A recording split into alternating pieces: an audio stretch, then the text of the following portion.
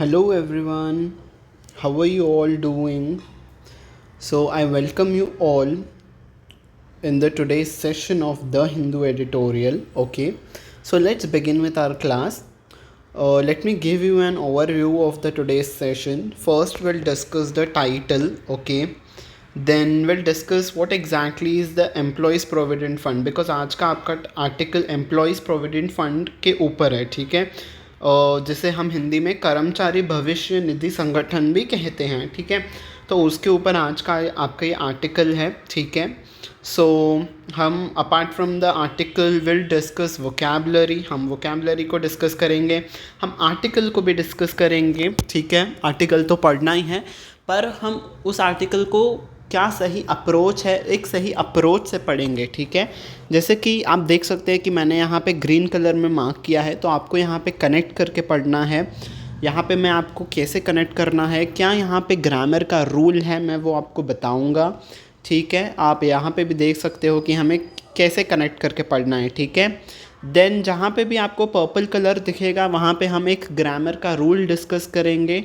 ठीक है, यहाँ पे भी आपको ग्रामर का रूल मिलेगा. ठीक है, उसके बाद हम एक एरर डिटेक्शन का क्वेश्चन सॉल्व करेंगे, एक फिलर का क्वेश्चन करेंगे. तो ये दोनों क्वेश्चंस आपके बहुत ही इंपॉर्टेंट क्वेश्चंस माने जाते हैं बैंक एग्जामिनेशन में. ठीक है, तो हम इसे भी सॉल्व करेंगे. देन जो हम ये आर्टिकल इंग्लिश में डिस्कस करेंगे वही सेम आर्टिकल मैंने आपके लिए हिंदी में भी ट्रांसलेट करके रखा है, ताकि अगर आपको ऐसा एक मन में विचार आता है कि हाँ, अगर हम इसे हिंदी में भी पढ़ेंगे तो हम उसे और अच्छे से समझ पाएंगे, तो अच्छी अंडरस्टैंडिंग के लिए मैंने आपका ये आर्टिकल हिंदी में भी रखा है. ठीक है, सो ये आपकी फर्स्ट स्लाइड है, आप यहाँ पे वीडियो को पॉज करके पढ़ सकते हो. ठीक है, एंड ये आपकी सेकेंड स्लाइड है, तो आप यहाँ पे वीडियो को पॉज करके सेकेंड स्लाइड भी पढ़ लेना. ठीक है, देन आता है आपका सेकेंड आर्टिकल. ठीक है, तो जैसे कि आपको पता है कि द हिंदू एडिटोरियल में आपके दो आर्टिकल्स आते हैं. फर्स्ट आर्टिकल हम डिस्कस करते हैं, और जो और एक आर्टिकल रहता है वो मैं आपको आपके रीडिंग के लिए रखता हूँ. ठीक है, तो आप इसे भी पढ़ लेना खुद से, तो आपकी रीडिंग इम्प्रूव हो जाएगी और आपकी जनरल नॉलेज भी इंक्रीज़ हो जाएगी. ठीक है, ये क्रिकेट के ऊपर है. ठीक है, आई होप ये आपको इंटरेस्टिंग लगेगा आर्टिकल. ठीक है, बिकॉज इंडिया में क्रिकेट का बहुत ही ज़्यादा क्रेज़ है. ठीक है, हम ये भी आर्टिकल डिस्कस कर लेते, पर EPFO जो है वो मुझे ज़्यादा इम्पॉर्टेंट लगा. ठीक है, from the exam perspective also, from the general knowledge के पर्सपेक्टिव से भी, तो we will be discussing that article. ठीक है, तो ये टाइटल है आपका, ये आपका फर्स्ट स्लाइड है सेकेंड आर्टिकल का. आप इसे यहाँ पे वीडियो को पॉज करके पढ़ लेना. ये आपका सेकेंड स्लाइड है सेकेंड आर्टिकल का. ठीक है, यहाँ पे वीडियो को पॉज कर लो और पढ़ लो अच्छे तरीके से. ठीक है, सो अब हम बिगिन करते हैं अपने आर्टिकल को रीड करना. ठीक है, सो सबसे पहले तो हम आते हैं टाइटल पे. तो क्या कहता है title, keep it simple on opting for higher pension. ठीक है, सबसे पहले तो हम एम्प्लॉयज़ प्रोविडेंट फंड है क्या, हम उसे जस्ट डीपली नहीं ऊपर ऊपर से समझ लेते हैं कि आखिर एम्प्लॉयज़ प्रोविडेंट फंड है क्या. ठीक है, तो जो एम्प्लॉयज़ प्रोविडेंट फंड ये एक ऑर्गेनाइजेशन है, ये एक संस्था है. ठीक है, is one of the two main social security organisation. तो दो सोशल सिक्योरिटी ऑर्गेनाइजेशन में से ये एक संस्था है अंडर, और ये किसके अंडर काम करती है, government of India's ministry of labour and employment. तो इस मिनिस्ट्री के अंडर ये संस्था काम करती है, और इस संस्था का काम क्या है, and is responsible for the regulation and management of provident funds in India. तो इस संस्था का क्या काम है, रेगुलेशन करना. ठीक है, सही से, और मैनेज करना, किस चीज़ को रेगुलेट करना और मैनेज करना, जो प्रोविडेंट फंड्स होते हैं इंडिया में. प्रोविडेंट फंड्स आपको पता है ना, नहीं पता है तो मैं आपको बेसिक से पूरा समझाऊंगा नहीं, ऊपर ऊपर से मैं आपको जिस्ट दे देता हूँ कि आखिर प्रोविडेंट फंड होता क्या है. ठीक है, जो भी सैलरीड एम्प्लॉयज़ होते हैं उनको एक सर्टेन अमाउंट ऑफ मनी, एक certain percentage of the salary इस प्रोविडेंट फंड में इन्वेस्ट करना रहता है. ठीक है, उनको इस पे इन्वेस्ट करना रहता है. ये as per the provisions of the मतलब गवर्नमेंट के रेगुलेशंस के हिसाब से, कंपनी के पॉलिसी के हिसाब से एक सर्टेन अमाउंट ऑफ मनी इस पे इन्वेस्ट करना होता है. तो इस फंड में इन्वेस्ट करते हैं, और जब वो रिटायर होते हैं तब उनको एक वो पैसा थोड़ा बढ़ के मिलता है. ठीक है, इन शॉर्ट यही जिस्ट है इस चीज़ का. ठीक है, मतलब ऐसे ये सेविंग्स का एक स्कीम है. ठीक है, आप ऐसे समझ लो कि सेविंग्स करने का ये एक ज़रिया है. ठीक है, ओके, जो कि नॉर्मली सैलरीड एम्प्लॉयज़ होते हैं वो इससे ऑप्ट करते हैं, वो इनको उनके कंपनी के रेगुलेशन के हिसाब से करना ही होता है, कई कई जगहों पे कंपलसरी भी होता है, ठीक है। तो अब हम आ जाते हैं आर्टिकल पे, keeping it simple on opting for higher pension. तो ऑथर कह रहे हैं कि आपको चीज़ों को सिंपल रखना चाहिए। किस चीज़ के लिए सिंपल रखना चाहिए? तो जो लोग ऑप्ट कर रहे हैं मतलब अपना रहे हैं, किस चीज़ को अपना रहे हैं? हायर पेंशन को, ठीक है। अगर मैंने इसके ऊपर पहले भी आर्टिकल डिस्कस किया था कि सुप्रीम कोर्ट का जजमेंट आया था कि किस चीज़ के जजमेंट आया था, क्या इशू था, मैं आपको समझा देता हूँ तो ही आपको ये वाला आर्टिकल अच्छे से समझ में आएगा, ठीक है। तो कुछ टाइम पहले एम्प्लॉयज़ प्रोविडेंट फंड ने ऐसा कहा था कि जितना अमाउंट आपको कहा गया है इस पे अपने प्रोविडेंट फंड में डालने के लिए, अगर आप उससे ज़्यादा अमाउंट डालते हो अपनी इच्छा से, तो जब आप रिटायर हो जाओगे ना तो आपको ज़्यादा अमाउंट मिलेगा, ठीक है। ऐसा एम्प्लॉयज़ प्रोविडेंट फंड ने कहा था एम्प्लॉय से कि आप ज़्यादा इन्वेस्ट करो अमाउंट तो आपको रिटायरमेंट के टाइम पे ज़्यादा अमाउंट मिलेगा। तो वो बात सुन के ना एम्प्लॉयज़ ने उनकी बात मान ली, कुछ एम्प्लॉयज़ ने, और उस पर ज़्यादा अमाउंट डालना स्टार्ट कर दिया इस इच्छा से कि उन्हें रिटायरमेंट के टाइम पे ज़्यादा अमाउंट मिलेगा। पर अब एम्प्लॉयज़ प्रोविडेंट फंड क्या कह रहा है कि अब उनके पास इतने फंड्स नहीं हैं, सफिशेंट फंड्स नहीं हैं उन्हें ज़्यादा अमाउंट देने के लिए। और अगर इन्होंने ज़्यादा अमाउंट दे दिया उन एम्प्लॉयज़ को, तो जो बाकी बचे एम्प्लॉयज़ हैं ना, उनके लिए फ़ंड नहीं रहेगा देने के लिए, ठीक है। तो ये इशू आ गया है। तो इसके ऊपर फिर सुप्रीम कोर्ट ने भी जजमेंट पास किया था कि नहीं, एम्प्लॉयज़ प्रोविडेंट फंड आपने कहा था पहले ज़्यादा अमाउंट इन्वेस्ट करो, इसीलिए ही उन बेचारों ने ज़्यादा अमाउंट इन्वेस्ट किया। और अब एम्प्लॉयज़ प्रोविडेंट फंड, ये आपकी जिम्मेदारी है कि उन सभी लोगों को आप ज़्यादा अमाउंट दोगे। अब आप कैसे दोगे वो आपके ऊपर हमने छोड़ा है, वो आपके ऊपर डिपेंड करता है कि वो कैसे दोगे। तो इसके ऊपर पूरा का पूरा आर्टिकल था, ये हमने डिस्कस किया था। इसी के रिलेटेड आज का भी आर्टिकल है जो कि हम डिस्कस करेंगे, ठीक है। ये आपको बैकग्राउंड पता चल गया ना इस चीज़ का, इस इशू का, ठीक है। EPFO must simplify the process for members to avail higher pension.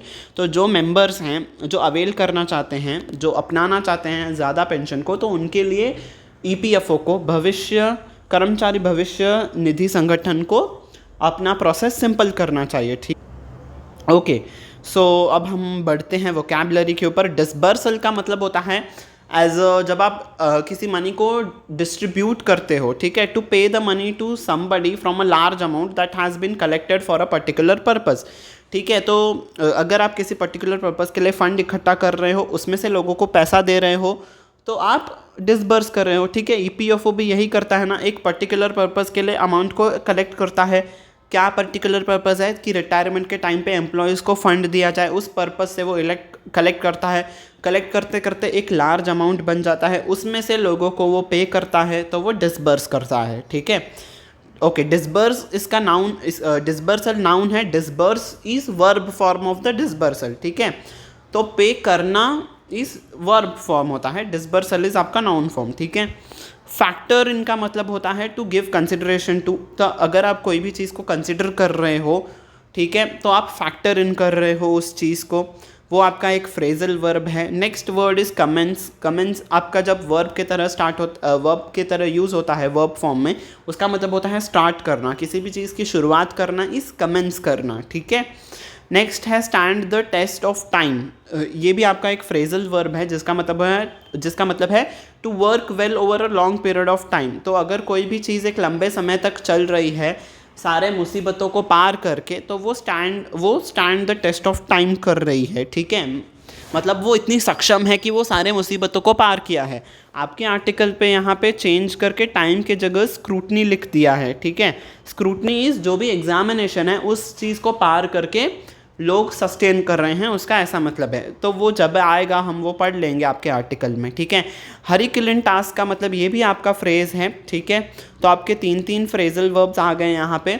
हरिकिलिन task का मतलब है एनी जॉब और task that is extremely difficult और calls for enormous strength is therefore called Herculean, ठीक है। तो कोई भी जॉब, कोई भी टास्क, मतलब कोई भी काम अगर वो डिफ़िकल्ट है, एक्सट्रीमली डिफ़िकल्ट, एक्सट्रीमली मतलब कई हद तक बहुत ही ज़्यादा डिफ़िकल्ट है, और कॉल्स फॉर, या फिर वो कॉल्स फॉर मतलब उस क्या डिमांड करता है वो जॉब। अगर कोई भी चीज़ कॉल फॉर कर रहा है तो उसका मतलब होता है डिमांड करना।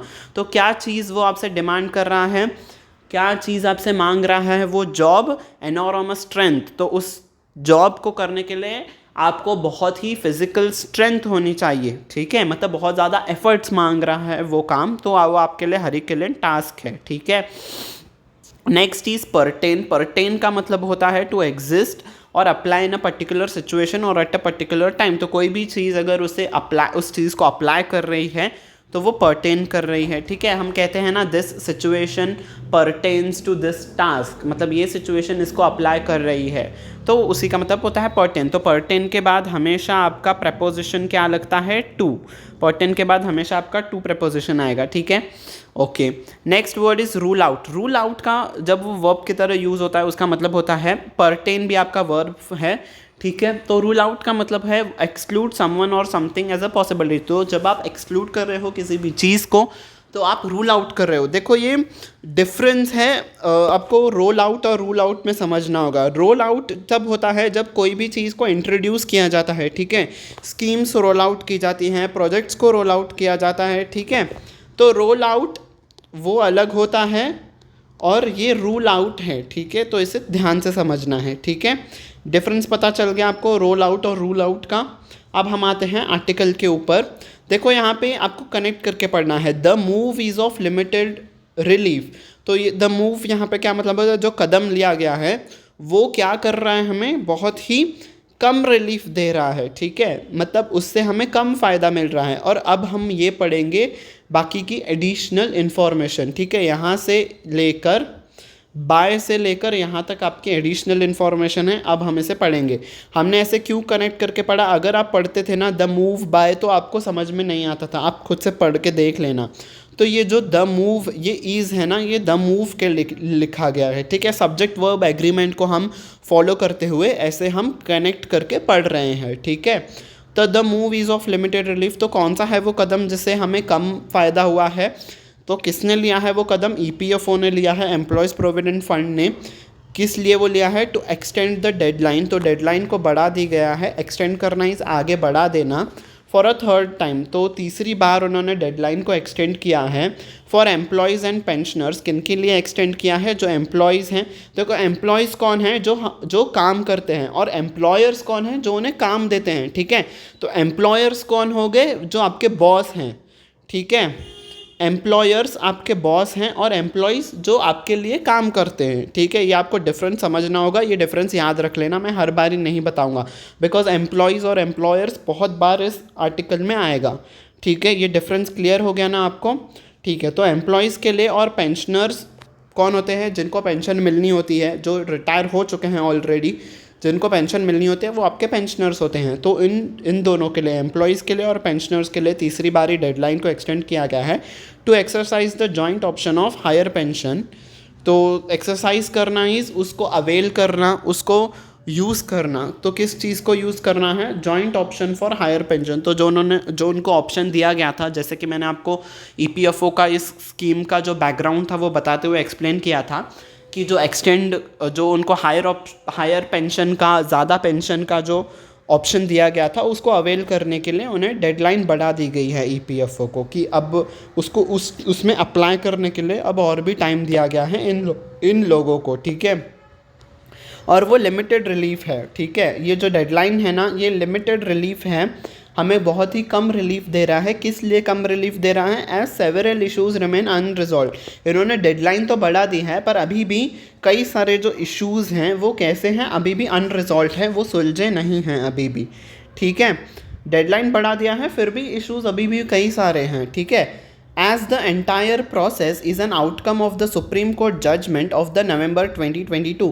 तो ये जो उन्होंने डेडलाइन बढ़ाई है ये किस चीज़ का रिजल्ट है? Outcome is result. तो किस चीज़ का रिजल्ट है? जो सुप्रीम कोर्ट ने जजमेंट दी थी नवंबर 2022 में, उस चीज़ का ये रिज़ल्ट है कि तीसरी बारी भी अब ये डेडलाइन बढ़ा दी गई है। और अब किस चीज़ पे उन्होंने, सुप्रीम कोर्ट ने जजमेंट दिया था? On the validity of the amendments made in the 2014 employees pension scheme. तो किस चीज़ पे उनका जजमेंट आया था? Validity of the amendments. Validities किस हद तक वो वैलिड है और किस टाइम तक वो बना रहेगा। और कौन सी चीज़ बना रहेगी, amendments made in the 2014 employees pension scheme. तो ये एम्प्लॉयज़ पेंशन जो स्कीम है इसमें कुछ अमेंडमेंट्स किए गए थे, अमेंडमेंट्स इस चेंजेस किए गए थे जो मैंने आपको एक्सप्लेन किया था कि जो उनको हायर पेंशन का ऑप्शन दिया गया था, तो वो हायर पेंशन पहले नहीं मिलता था, एज एन एडिशनल बेनिफिट उनको ये दिया गया है। तो ये जो बेनिफिट उनको मिला है ये अमेंड किया गया था, ये चेंज उस स्कीम में चेंज करके इन्होंने ये ऑप्शन डाला था। तो उस ऑप्शन की वो उस स्कीम की कितनी वैलिडिटी है, वैधता है, उसके ऊपर सुप्रीम कोर्ट ने जजमेंट किया था कि आपको देना ही देना होगा। आप कैसे आप पेमेंट करोगे हमें नहीं पता, ज़्यादा पेंशन आप कैसे दोगे हमें नहीं पता, पर आपको देना ही होगा, ठीक है। मेड इन द 2000 इस चीज़ में हो गया। The matter pertains to 2 categories. और अब ये जो एम्प्लॉयज़ पेंशन स्कीम है ना, देखो मैंने कहा था ना कि परटेन के बाद हमेशा टू प्रेपोजिशन आता है, ठीक है। तो ये आपको ग्रामर देखनी थी, मुझे यहाँ पे आपका पर्पल कलर करना था, बट ओके। तो परटेन्स टू मतलब रिलेट्स टू, अप्लाइज टू, किन लोगों को अब ये एम्प्लॉय स्कीम अप्लाई करती हैं, किन लोगों के लिए, 2 कैटेगरीज में। तो पहली कैटेगरी है वो those who retired from service prior to, prior is इससे पहले, इस डेट से पहले, तो 1 सितंबर 2014 से जो पहले रिटायर हुए हैं उन लोगों के लिए। And those who left the service after the date, और जो लोग 1 सितंबर 2014 के बाद जो रिटायर हुए हैं, जो इससे पहले रिटायर हुए हैं और जो इसके बाद रिटायर हुए हैं। तो एक कैटेगरी तो ये हो गई, ठीक है। तो ये आपकी यहाँ से लेके यहाँ तक एक कैटेगरी हो गई, ठीक है। अब दूसरी कैटेगरी कौन सी है, and those who are still in service, और जो अभी भी लोग हैं, अभी भी सर्विस में हैं, जो अभी भी लोग काम कर रहे हैं और जिन्होंने इस स्कीम को ऑप्ट किया है कि हाँ हमें और ज़्यादा पेंशन चाहिए, हम ज़्यादा उस फंड में हम ज़्यादा कंट्रीब्यूट करेंगे तो आप हमें ज़्यादा पेंशन दो। तो जिन्होंने अभी भी सर्विस में रह के इस स्कीम को ऑप्ट किया है वो लोग, ठीक है। तो ये सेकंड कैटेगरी हो गया। तो इन दोनों कैटेगरीज़ को ये स्कीम अप्लाई करती है, ठीक है। Nearly 16 lakh applications have been received so far. तो इस जो ये स्कीम थी कि आपको हायर पेंशन दी जाएगी, इस स्कीम के लिए 16 लाख एप्लीकेशंस अब तक रिसीव किए जा, सो फार मतलब अब तक 16 लाख एप्लीकेशंस रिसीव किए जा चुके हैं। Yet another extension can not be ruled out, ठीक है। और हमें ऐसा लग रहा है कि इसके लिए और एक्सटेंशन शायद ना दी जाए, can not be ruled out करना इस एक्सक्लूड करना। तो ऐसा लग रहा है कि शायद दे भी जाए या फिर शायद एक्सटेंशन ना भी दी जा सकती है, ऐसा लग रहा है, ठीक है। तो श्योर नहीं है कि और हमें एक्सटेंशन मिलेगी या नहीं, पर 16 लाख एप्लीकेशंस ऑलरेडी मिल चुके हैं, ठीक है। पर और एक्सटेंड किया जाएगा कि नहीं वो अभी तक नहीं पता है। After all it is too early to indicate that the higher pension disbursal will begin this financial year even if applications meet all the terms and conditions. तो आफ्टर ऑल मतलब इन सब के बावजूद इट इज़ टू अर्ली, देखो 2 के बाद आपका 2 आया है, 2 और 2 का कॉम्बिनेशन आया है, ये भी आपको ग्रामर ऑब्जर्व करनी है। तो ये बात बहुत जल्दी है कहने के लिए कि जो हायर पेंशन डिसबर्सल है, डिसबर्सल इज डिस्ट्रीब्यूट करना, तो जो हायर पेंशन जो मैंने आपको कहा था कि दी जाएगी, तो वो हायर पेंशन दी जाएगी, ये जो स्कीम के तहत जो दी जाएगी, will begin this financial year, ये इसी साल दी जाएगी, ये कहना बहुत ही मुश्किल है। ऐसा नहीं लग रहा है, इस बात के आसार नहीं है कि इसी साल से हायर पेंशन देना वो लोग स्टार्ट कर देंगे, even if applications meet all the terms and condition. तो ये जो एप्लीकेशंस मिली है ना हायर पेंशन के लिए, तो इनमें जो टर्म्स एंड कंडीशंस हैं, अगर चाहें वो लोग उस टर्म्स एंड कंडीशंस को मीट भी करते हों, ठीक है, मतलब फॉलो भी करते हो, मीट करना इज़ फॉलो करना, उन सारे टर्म्स एंड कंडीशंस को फॉलो करते हो, फिर भी ऐसा नहीं लग रहा है कि इसी साल स्टार्ट होगी, मतलब शायद अगले साल स्टार्ट हो, पर इस साल तो स्टार्ट होने का कोई आसार नहीं है, ठीक है। The union labour and employment ministry which overseas the EPFO, तो हमने पढ़ा था ना कि इस मिनिस्ट्री के अंडर EPFO करता है, ओवरसीज इज ओवरसी करना है, सुपरवाइज करना, ठीक है। तो जो सुपरवाइज करता है, जो कंट्रोल करता है EPFO को, उन्होंने कहा है कि किसे कहा है, told the standing parliamentary committee, तो पार्लियामेंट्री कमेटी से इन्होंने कहा है कि committee concerned earlier this year, इस तो EPFO से रिलेटेड जो पार्लियामेंट्री कमेटी है उनसे इन्होंने कहा है कि अर्ली दिस ईयर मतलब इस साल के शुरुआत में उन्होंने कहा था कि the implications had not been factored in. तो किस चीज़ के इम्प्लीकेशंस इज कॉन्सिक्वेंसेस, रिजल्ट्स। तो उन्होंने कहा था कि हमने रिजल्ट्स को कंसिडर नहीं किया है। फैक्टर इन करना इज कंसिडर करना। तो कौन से रिजल्ट्स को कंसिडर नहीं किया है? Of the courts verdict on the EPS. तो ये जो सुप्रीम कोर्ट ने जजमेंट दिया था ना, इसके ऊपर जो क्या कॉन्सिक्वेंस होंगे, इसके क्या रिजल्ट्स होंगे, उसका जो हमने कॉन्सिक्वेंसेस थे ना, वो जो रिजल्ट थे हमने वो कंसिडर नहीं किए थे। किस में कंसिडर नहीं किए थे? While preparing the budget estimates for 2023-24। तो इस साल का जो बजट था ना, उसको प्रिपेयर करने वक्त हमने सुप्रीम कोर्ट के जजमेंट को कंसिडर नहीं किया था। ठीक है, तो हमने अपने हिसाब से ही किया है। अपने हिसाब से ईपीएफओ को जितना पैसा अलॉट करना था उतना हमने अलॉट किया है। इस जजमेंट के हिसाब से हमने अलॉट नहीं किया है। तो शायद उतने फंड्स अभी ईपीएफओ के पास नहीं है कि वो हायर पेंशन दे सके। इन शॉर्ट ये मतलब है उनका। ठीक है, okay. The most important issue of the concern is, तो ये जो सारा मसला है इसका इम्पॉर्टेंट इशू क्या है? Concern is issue. तो इस इशू का इम्पॉर्टेंट इशू क्या है? Is the lack of clarity on the amount pension members and pensioners will receive. तो लोगों को ना क्लैरिटी नहीं है, स्पष्टता नहीं है कि आखिर उन्हें कितना अमाउंट मिलेगा जो ऑलरेडी पेंशन मिल रहा है, जो मेंबर्स आगे इस स्कीम में आगे मेंबर्स होंगे। मतलब ऑलरेडी जो हमने पढ़ा था ना, जो अब सर्विस में हैं, जो ऑलरेडी जिन्होंने सर्विस छोड़ दिया है, वो दो कैटेगरी के लोग हैं। तो उन दोनों को ही नहीं पता कि अब हमने इस स्कीम में तो अब ऑप्ट तो कर लिया, हायर पेंशन के लिए ऑप्ट तो कर लिया, पर कितनी ज़्यादा पेंशन मिलेगी, वो एग्जैक्ट अमाउंट आखिर हमें कितना मिलेगा, वो किसी को नहीं पता है। ठीक है, वो ना ही ईपीएफओ ने कहा है, ना ही कहीं पे डिक्लेयर किया गया है। तो किसी को भी नहीं पता है कि आखिर उन्हें कितना अमाउंट मिलेगा, वो कितना वो रिसीव करेंगे। Should their applications be accepted. ठीक है, शुड का यहाँ पे कैसे यूज़ हुआ है? शुड का यहाँ पे यूज़ एज इफ़ की तरह यूज़ हुआ है। ठीक है, इफ़ के जैसे यूज़ हुआ है। तो आप यहाँ पे शुड के बदले इफ़ पढ़ोगे। ठीक है, ये आपका ग्रामर होती है, एक आपका लिखने का तरीका होता है। तो कितना अमाउंट मिलेगा? If their applications been accepted. तो अगर उनके एप्लीकेशंस एक्सेप्ट भी की जाती हैं, देखो कोई किसी भी स्कीम को अप्लाई करने के लिए आपको पहले एप्लीकेशन देना पड़ता है ना, कि हाँ हम इस स्कीम को ऑप्ट करना चाहते हैं। फिर आपका वो क्राइटेरिया देखा जाता है कि हाँ आप सारे टर्म्स एंड कंडीशंस में फ़िट होते हो या नहीं। उसके बाद ये एक्सेप्ट किया जाता है कि हाँ आप इस स्कीम के लिए एलिजिबल हो। तो हमने पिछले पैराग्राफ में पढ़ा ना, 16 लाख एप्लीकेशंस एक्सेप्ट कर चुके हैं, इस स्कीम के लिए मिल चुके हैं। ठीक है, एक्सेप्ट नहीं, मिल चुके हैं। ठीक है, लोगों ने 16 लाख लोगों ने अप्लाई किया है। तो अगर उन लोगों की एप्लीकेशंस इफ़ यहाँ पे अगर उन लोगों की एप्लीकेशंस एक्सेप्ट भी की जाती हैं, पर उन्हें ये नहीं पता है कि आखिर उन्हें अमाउंट कितना मिलेगा। ठीक है, देयर एंग्जाइटी इज़ वो एक एंग्जाइटी, फियर सा, एक अस्पष्टता सी, फियर हम कह सकते हैं। तो उनकी एंग्जाइटी गिव देयर कंसेंट। अब ये एंग्जाइटी के लिए ये गिव लिखा है। ठीक है, तो आपको ये कनेक्ट करके पढ़ना है। Their anxiety give consent. तो उनके डर ने कंसेंट दिया है, सहमति दी है किस चीज़ को? जो उनका डर है वो अंडरस्टैंडेबल है। As their anxiety is understandable. हम समझ सकते हैं कि वो क्यों चिंतित हैं। As they particularly those still in service.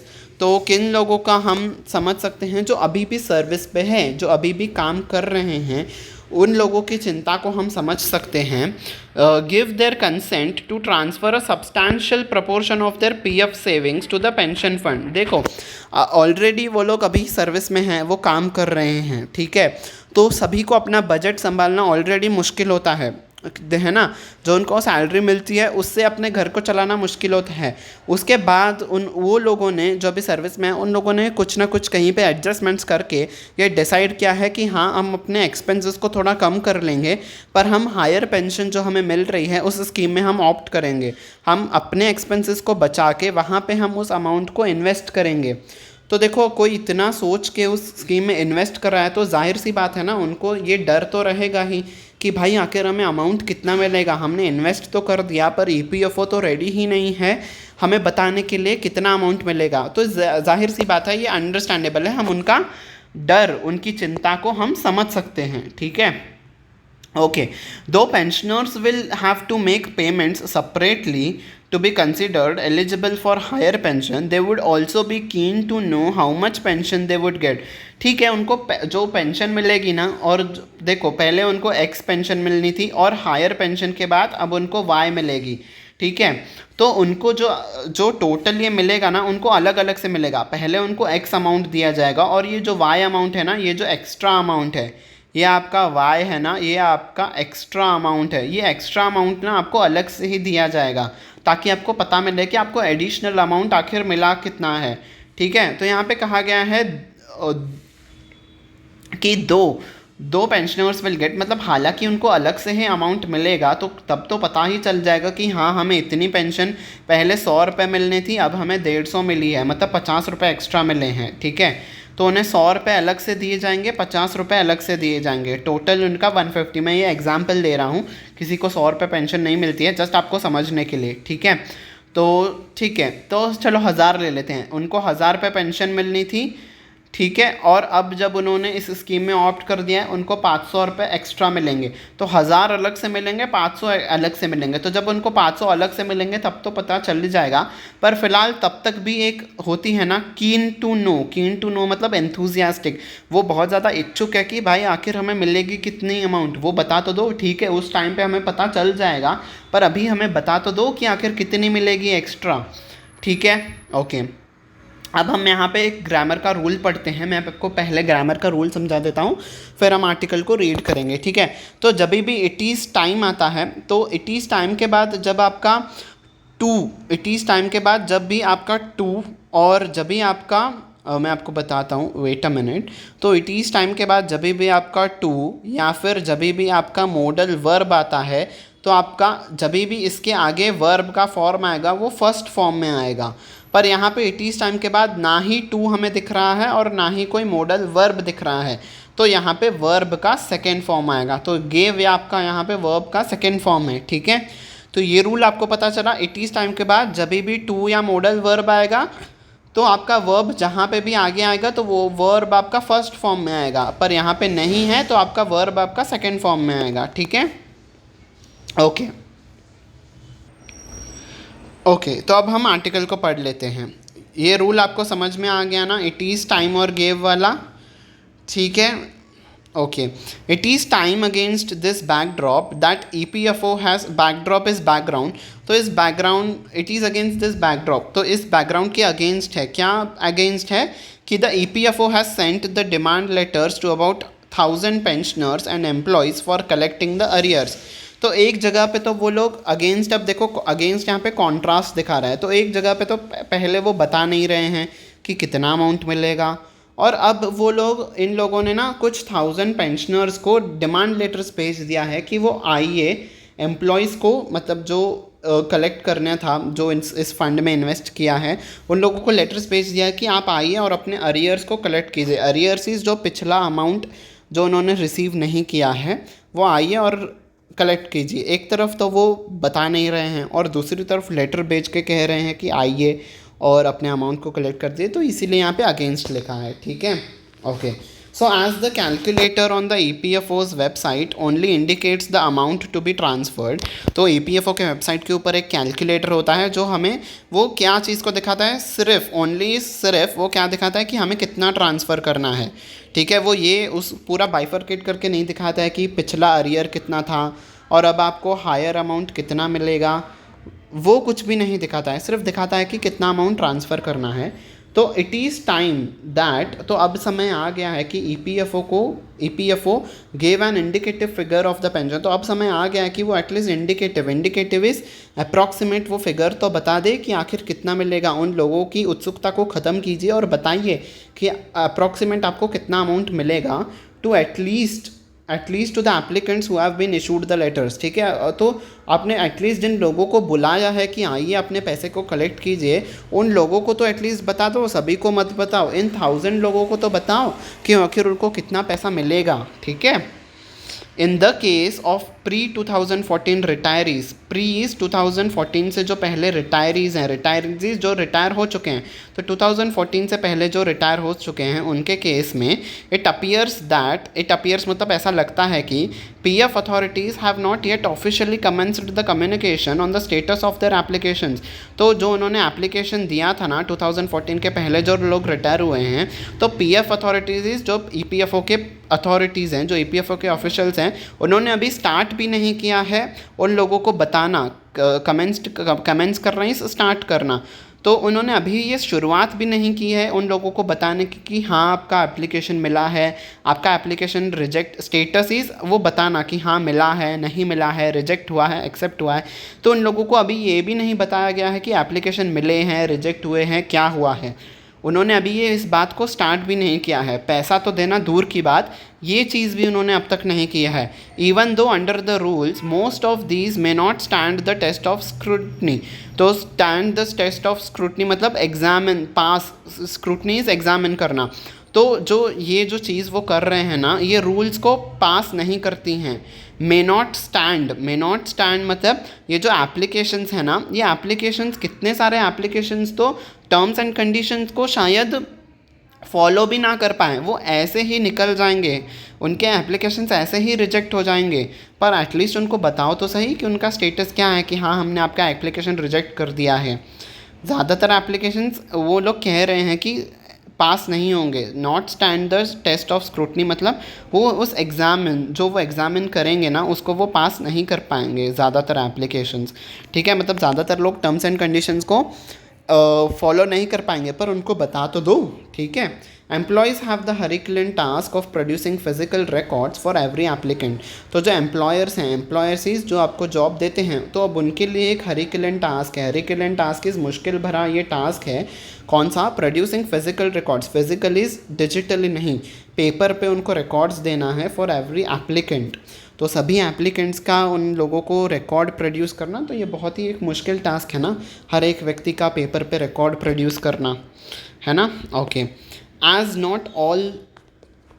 as it is against this backdrop that EPFO has sent demand, okay, ये तो हमने पढ़ लिया ना। Okay, as not all establishments will have these records, तो सभी एम्प्लॉयर्स के पास तो ये रिकॉर्ड्स नहीं होंगे। एस्टैब्लिशमेंट्स जो कंपनीज़ हैं, बिजनेसेस हैं, सभी के पास तो उनके एम्प्लॉयज़ का रिकॉर्ड नहीं होगा ना। इतने सालों का कोई थोड़ा ही ना रिकॉर्ड रहेगा। 2014 के लोगों की यहाँ पे बात कर रहे हैं, 9 साल हो गए हैं, इतने लोगों के पास कहाँ से रिकॉर्ड होगा? Will have this records. The sensible option for the, इस केस में सेंसेबल ऑप्शन मतलब सूटेबल ऑप्शन EPFO के लिए क्या रहेगा? Would be to share its data base with the employers. तो वो अपना डेटा बेस जो है EPFO के पास, तो उस वक्त उन लोगों ने, जो एम्प्लॉयर्स हैं, उन लोगों ने EPFO को डेटा भेजा होगा ना कि हाँ हमने इन लोगों को काम पे रखा है, इतना इतना इनका पेंशन फ़ंड है, तो एम्प्लॉयर्स ने तभी भेजा होगा। तो वो डेटा अब EPFO एम्प्लॉयर्स के पास वापस से साझा करे कि देखो आपने ये डेटा दिया था, तो इसके रिगार्डिंग अब आपके पास कुछ डेटा है तो वो हमें दीजिए ताकि हम वेरीफाई कर सकें। ठीक है, for the limited purpose of establishing the applicants authenticity, applicants authenticities कि हाँ ये वही एप्लीकेंट है, हमने इनको इन्होंने सच्ची में अप्लाई किया था उस टाइम पे। तो वो अगर जो कोई रिकॉर्ड है EPFO के पास, तो वो एम्प्लॉयर्स के पास साझा करें ताकि वो भी वेरीफाई कर पाएँ। ठीक है, the situation is more complicated for the establishments. तो अब सिचुएशन उन लोगों के लिए कॉम्प्लिकेटेड है, कॉम्प्लिकेटेड इज़ डिफ़िकल्ट है किन बिजनेसेस और एस्टैब्लिशमेंट्स के लिए that are no longer in the existence. तो no longer in the existence मतलब अब वो अस्तित्व में नहीं है, मतलब अब वो बंद हो चुके हैं, उन लोगों के लिए और भी ज़्यादा डिफ़िकल्ट होगा। ठीक है, अब वो बंद हो चुके हैं तो कहाँ से रिकॉर्ड्स लाएंगे? ठीक है, there appears to be no way out for their employees and pensioners to apply for higher pension. तो उन लोगों के लिए, तो जो लोग ऐसे बंद हुए, जो अब जिनकी कंपनीज अब बंद हो चुकी हैं, जो उस कंपनी में काम करते हैं, उन लोगों के लिए अब कोई भी रास्ता हमें नहीं दिख रहा है। नो वे आउट मतलब कोई रास्ता नहीं दिख रहा है उन एम्प्लॉयज़ के लिए जो वहाँ पे काम करते थे, और जो वो कंपनीज़ हैं जो बंद हो चुकी हैं, उस कंपनी के पेंशनर्स के लिए कि वो हायर पेंशन के लिए अप्लाई कर सकें। उन लोगों के लिए तो हमें नहीं दिख रहा है कि उनको अब मिलेंगे, बिकॉज उनके रिकॉर्ड्स ही नहीं मिलेंगे। तो वो कैसे अप्लाई कर पाएंगे, ठीक है। तो ये इशू है। Given that the spirit of the judgment, अब ये सुप्रीम कोर्ट के जजमेंट के ऊपर शिफ्ट कर रहे हैं। स्पिरिट ऑफ द जजमेंट मतलब उस जजमेंट का मकसद क्या था, सुप्रीम कोर्ट ने जो दिया था, is to provide a better social security net. Social security net is, देखो सोशल सिक्योरिटी क्या होता है, जब आप रिटायर होते हो, जो आपको ईपीएफओ क्या करता है, रिटायर होने के बाद फंड देता है, तो वो फंड आपका एज अ सोशल सिक्योरिटी है ना, आपके रिटायरमेंट के बाद अब वो आपकी जमा पूंजी है, सोशल सिक्योरिटी कि हाँ हमारा भविष्य रिटायरमेंट के बाद भी सुरक्षित है। तो जजमेंट इस चीज़ को सुनिश्चित करना चाहता है कि लोगों को एक अच्छी सोशल सिक्योरिटी मिले, कि उनको रिटायरमेंट के बाद भी उनकी अच्छी लाइफ होगी, ये सुप्रीम कोर्ट सुनिश्चित करना चाहता है। तो उन्होंने कहा है कि the union ministry and the EPFO should be proactive मतलब आपको अपने पूरे 100% एफर्ट्स देने होंगे किस चीज़ में, in simplifying the process and ensuring that. देखो अब यहाँ पे पर्पल में क्यों किया है मैंने सिंप्लीफाई और इंश्योरिंग, यहाँ पे रूल ऑफ पैरेललिज्म लगा है। यहाँ पे भी आपका आईएनजी फॉर्म में वर्ब है, यहाँ पे भी आपका आईएनजी फॉर्म में वर्ब है, तो ये आपका फर्स्ट और ये सेकंड, ठीक है। और यहाँ पे ब्लू में क्यों किया है, ये पर्सन आपका नाउन है और ये आपका डिज़र्विंग पीपी है, ठीक है। आपको इसके साथ रूल ऑफ पैरेललिज्म नहीं लगा है, ठीक है, ये आपको दिखाना था मैंने इसलिए ब्लू कलर में किया है। सिंप्लीफाई और इंश्योरिंग के साथ डिज़र्विंग नहीं लगा है, ये नाउन है, ये इसके लिए पीपी है, एज एन एडजेक्टिव ये काम कर रहा है डिज़र्विंग, इसके साथ रूल ऑफ पैरेललिज्म नहीं है, ठीक है। ये आपके लिए क्लियर हो गया ना, ठीक है। तो यूनियन मिनिस्ट्री से कहा गया है और ईपीएफओ से कहा गया है कि आप अपने 100% एफर्ट्स लगाइए प्रोसेस को सिंप्लीफाई करने में, और इस बात को इंश्योर करने के लिए, इंश्योर करना है सुनिश्चित करना कि जो भी डिज़र्विंग पर्सन है, ठीक है, जो भी डिज़र्विंग इस जो योग्य व्यक्ति हैं उनको बेनिफिट मिले, ठीक है, मतलब जिन्होंने अप्लाई किया है और अगर वो सच्ची में योग्य हैं, सारे टर्म्स एंड कंडीशंस को फॉलो करते हैं, तो उन्हें हायर पेंशन दी जाए। आप ऐसा मत कीजिए कि आपका रिकॉर्ड नहीं है, हम अब नहीं देंगे, हमारे पास फ़ंड नहीं है, ऐसे एक्सक्यूज़ेस मत दीजिए। जो योग्य हैं, जो एलिजिबल है, उन्हें आप दे दीजिए, ठीक है, ऐसा सुप्रीम कोर्ट ने कहा है, ठीक है। अब हम एरर डिटेक्शन का क्वेश्चन करते हैं। ये 5 सेंटेंसेस हैं, इसमें आपको बताना है कि कहाँ है एरर, ठीक है, जल्दी से बताइए। Yes, so error is in part D. मैंने आपको अभी ही बताया था कि सिंप्लीफाई के साथ आपका रूल ऑफ पैरेललिज्म लग रहा है, तो यहाँ पे आपका एंश्योरिंग आना चाहिए, ठीक है, ना कि एंश्योर, ठीक है। सो पार्ट डी में है एरर। अब आपको फिलर का एक हम क्वेश्चन करते हैं। यहाँ पे ब्लैंक फिल करना है, इन 5 वर्ड में से कौन सा आएगा, इन चारों में से अगर कोई भी नहीं आता है को आपका ऑप्शन नन ऑफ दीज आएगा, ठीक है। बताइए कौन सा वर्ड यहाँ पे आएगा जो ग्रामेटिकली और मीनिंग वाइज भी सही हो, ठीक है। The move by the EPFO to extend the deadline for a third time for employees and pensioners to exercise the joint option for higher pension is of limited relief. तो ये उनको कम सुविधा दे रहा है। एज सेवरल इशूज़ रिमेन, तो कई सारे issues हमने क्या पढ़ा था, अभी भी क्या हैं, इशूज़ अनरिजॉल्व है, अभी भी सुलझे नहीं हुए। सॉल्व इज तो सुलझा गए हैं, अगर सुलझा गए हैं तो लिमिटेड रिलीफ क्यों मिल रहा है। क्लियर है तो भी लिमिटेड रिलीफ क्यों मिल रहा है। क्लियर इज स्पष्ट, तो ये तो नहीं आएगा। कमिंग इज आना, ये तो ऐसे ही आपका वर्ड दे दिया है। तो करेक्ट ऑप्शन इज आपका ऑप्शन डी हो जाएगा, यहाँ पे आपका ऑप्शन डी आ जाएगा, ठीक है। सो यस, हमने ग्रामर का भी ऑप्शन कर लिया। हिंदी में आपका आर्टिकल है, आप पढ़ लीजिएगा, ठीक है। So this was it for the today's session. Thank you very much कि आप मेरे साथ यहाँ तक बने रहे, मुझे पेशेंस के साथ सुना। होप आपको ये सेशन अच्छा लगा हो। अगर ये सेशन अच्छा लगा हो तो इस वीडियो के लाइक बटन को प्रेस कर दीजिएगा और कमेंट करके मुझे ज़रूर से बताइएगा कि आपको ये सेशंस कैसे लग रहे हैं एडिटोरियल के, ठीक है। और अगर ये सेशन अच्छा लगा है तो आपके फ्रेंड्स के साथ भी शेयर करिएगा ताकि वो भी अच्छे से प्रिपेयर कर पाएँ। देखो, हम सिर्फ पढ़ ही नहीं रहे हैं, हम इस सेशन से ग्रामर भी सीख रहे हैं, कैसे पढ़ना है वो भी सीख रहे हैं, जनरल नॉलेज को भी इंक्रीज़ कर रहे हैं, ग्रामर के क्वेश्चंस को भी सॉल्व कर रहे हैं, ठीक है। तो ओवरऑल ये सभी एस्पिरेंट्स के लिए ये यूज़फुल होगा, चाहे वो किसी भी एग्ज़ाम्स के लिए प्रिपेयर कर रहे हो, चाहे वो बैंकिंग एग्ज़ाम हो, एसएससी हो, रेलवेज़ हो, इंश्योरेंस हो, ठीक है। और आज का तो टॉपिक ऐसा है कि आप अपने फैमिली मेम्बर्स के साथ भी शेयर कर सकते हो जो कि वर्किंग हैं, जो सैलरीड एम्प्लॉयज़ हैं, ताकि उनको भी अवेयरनेस आए कि हाँ आखिर इस इशू के रिगार्डिंग क्या सब चीज़ें चल रही हैं। तो उनके साथ भी इस सेशन को ज़रूर से शेयर करिएगा ताकि उनकी भी नॉलेज इंक्रीज़ हो, ठीक है। So last not but the least, आप सब्सक्राइब बटन को भी प्रेस कर लीजिएगा और बेल आइकन को भी प्रेस कर दीजिएगा ताकि सारी नोटिफिकेशंस आपको टाइम टू टाइम मिलती रहें, ठीक है। Now I will wind up this session, so until we meet next time, bye bye everyone and take care.